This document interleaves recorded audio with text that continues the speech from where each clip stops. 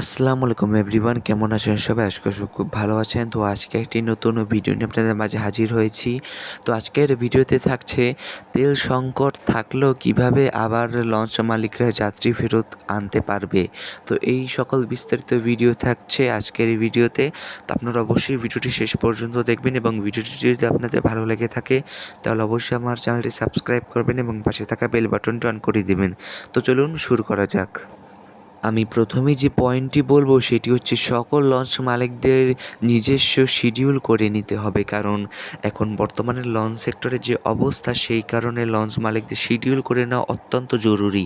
এখন যেহেতু তেল সংকট পাশাপাশি যাত্রী সংকট, তো সেই কারণে লঞ্চ মালিকরা সবাই একত্রে বসে একটি শিডিউল করে নিলে আমার মতে সেটি তাদের জন্য খুবই ভালো এবং লাভজনক একটি ব্যবসা হবে। এরপরে দ্বিতীয় নাম্বার পয়েন্টটিতে আমি বলবো স্টাফদের ব্যবহার ভালো করতে হবে এবং স্টাফদের ব্যবহার ভালো করার জন্য যেমন আমরা অনুপ্রেরণিত হই এমভি মানামি লঞ্চ থেকে। এমভি মানামি লঞ্চের স্টাফদের ব্যবহার কিন্তু অত্যন্ত চমৎকার এবং অত্যন্ত ভালো। তো সেই কারণে কিন্তু তাদের কিন্তু যাত্রী কিন্তু সবসময় কিন্তু ভালো হয়। তো এই জিনিসটা কিন্তু লঞ্চ মালিকদের অবশ্যই মাথায় রাখতে হবে। এরপরে আমি যে পয়েন্টটি বলবো সেটি হচ্ছে তেল সঞ্চয় করতে হবে, কেননা বর্তমানে যেহেতু তেল সংকট, আমরা অনেক সময় দেখি যে সদরঘাট কিংবা বিভিন্ন গন্তব্যে পৌঁছানোর পর কিন্তু লঞ্চেরা কিন্তু লঞ্চগুলো কিন্তু তাদের ইঞ্জিন কিন্তু চালু করে কিন্তু বসে থাকে। তারা এতে কিন্তু তাদের ইঞ্জিনে কিন্তু তেল কিন্তু অপচয় হয়, এটি কিন্তু তারা কিন্তু বুঝতে পারে না। তো এটি অবশ্যই তাদের খেয়ালে রাখতে হবে, তাহলে অনেকটাই তাদের তেল সঞ্চয় হবে এবং তাদের ভাড়া খরচ অনেকটাই কমবে বলে আমি মনে করি।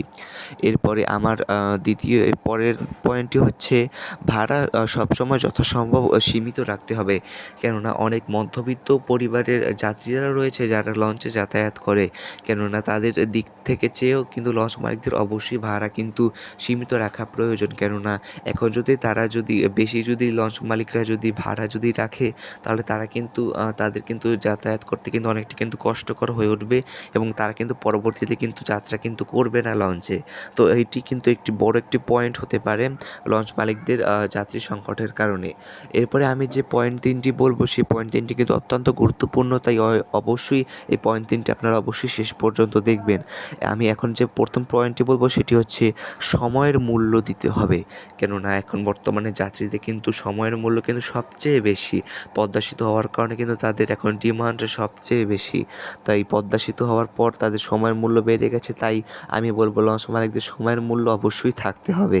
এরপরে যে পয়েন্টটি হচ্ছে সেটি হচ্ছে সিন্ডিকেট কমাতে হবে, মানে সিন্ডিকেট করা যাবে না বর্তমানে, যেহেতু এখন যাত্রী সংকট পাশাপাশি তেলের দাম বৃদ্ধি। তো সেই কারণে সিন্ডিকেট করলে কিন্তু যাত্রীরা কিন্তু আরও কমবে, তাই তাদের কিন্তু আরও কিন্তু লঞ্চের কিন্তু ভাটা পড়বে যাত্রীদের। তো এই জিনিসটা অবশ্যই মাথায় রাখতে হবে।